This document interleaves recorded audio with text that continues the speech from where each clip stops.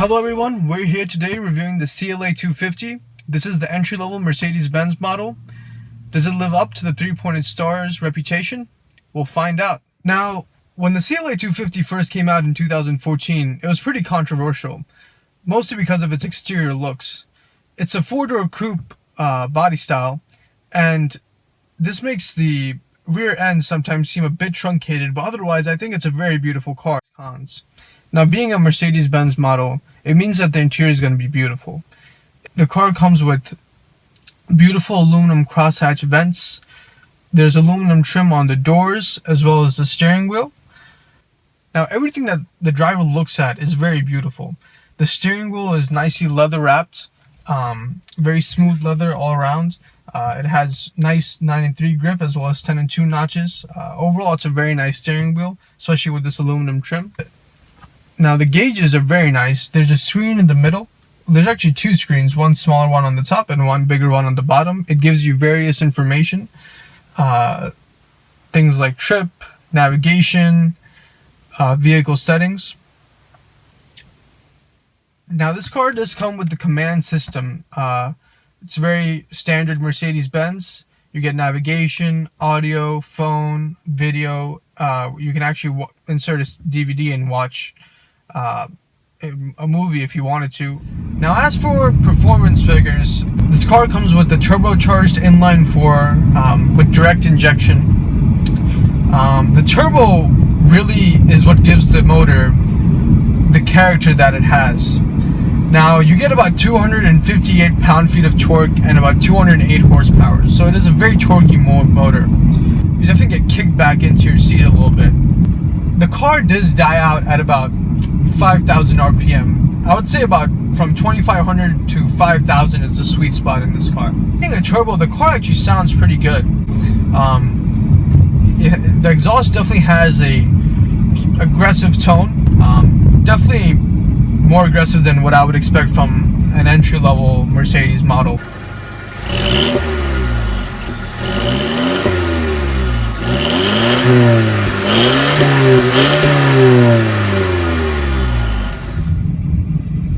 Now, if there's a weak point to this, to the performance of this car, it definitely is the transmission. You know.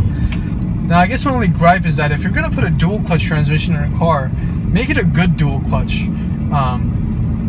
Otherwise just put a regular automatic transmission in the car. I don't understand why putting such an expensive transmission into the car that doesn't really work the way it's supposed to makes any sense.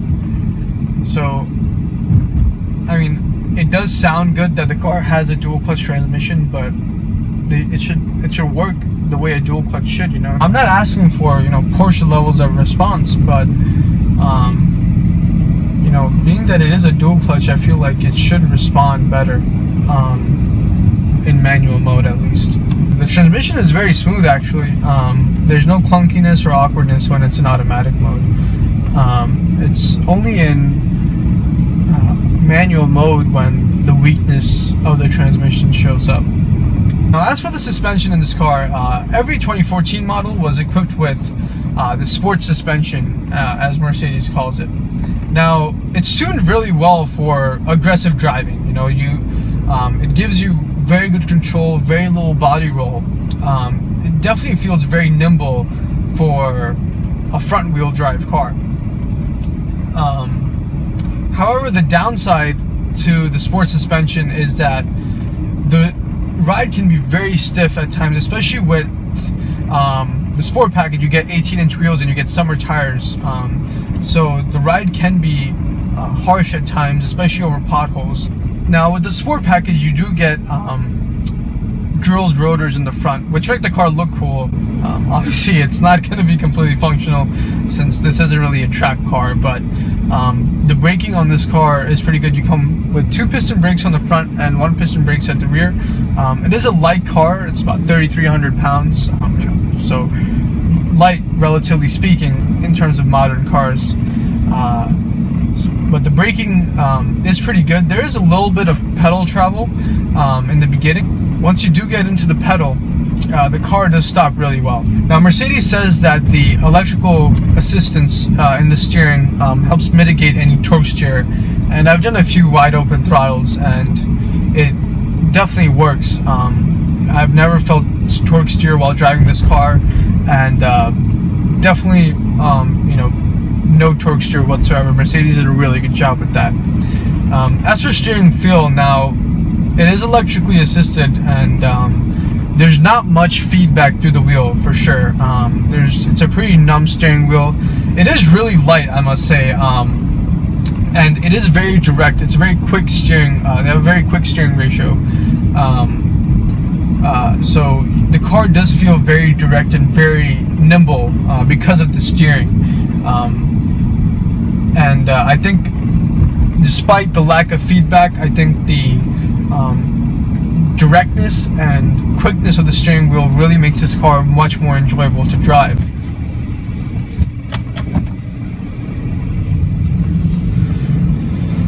Alright, we're gonna go onto this back road here and have a little bit of fun. As I said, once you get into the torque, once the turbo spools up, this car can feel really quick.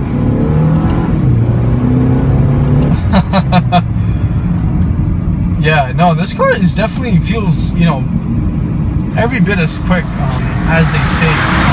0 to 60 times I've seen as low as 6.1 seconds, which is definitely very good for, you know, 208 horsepower and 258 pound-feet of torque. And it is front-wheel drive, so obviously traction can be a little bit of an issue when you're launching it. There are 4MATIC models now, but I think the 0 to 60 times are about the same due to the extra weight of the all-wheel drive.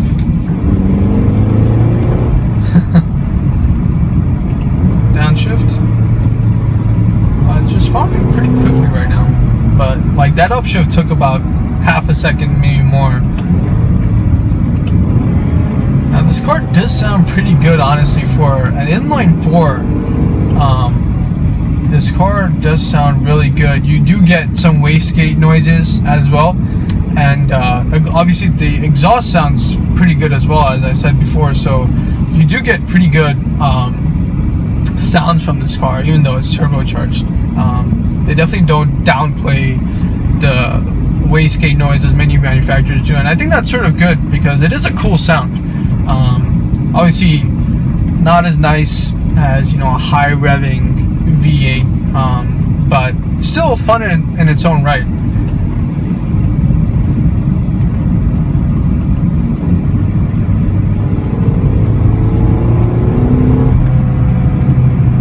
The torque in the mid range is actually really good, but yeah, see, it went back into automatic mode by itself. It's just sort of annoying, but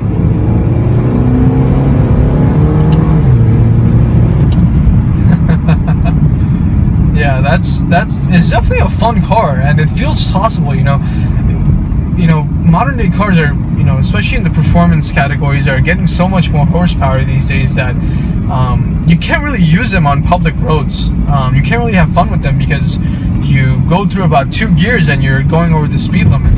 So I think there's definitely something to be said about lighter cars with less horsepower and less torque. You know, you can use them on these back roads without getting into trouble. You know, the car feels light and nimble, and even for a front-wheel drive car, it handles really well, I'd have to say, to be honest. Obviously, you know, we're not at the limit of this car, so we're not really going to get into much, you know, understeer or anything like that. But within normal driving conditions, this car does feel very responsive to driver input for the most part. The throttle response and the transmission can be a little bit laggy at times, but otherwise, it's a pretty fun car to drive.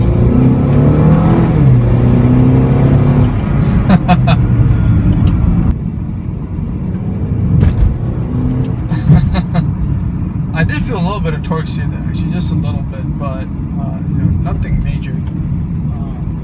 It does kick in sometimes when you're when the torque kicks in, but you know, it's very rare for that to happen. This transmission has been actually responding pretty well. Low wastegate noise as I let off the throttle. This transmission has been responding decently well in the past few minutes that I've been driving it. Now, yeah, you see, when sometimes it just seems like it's caught off guard.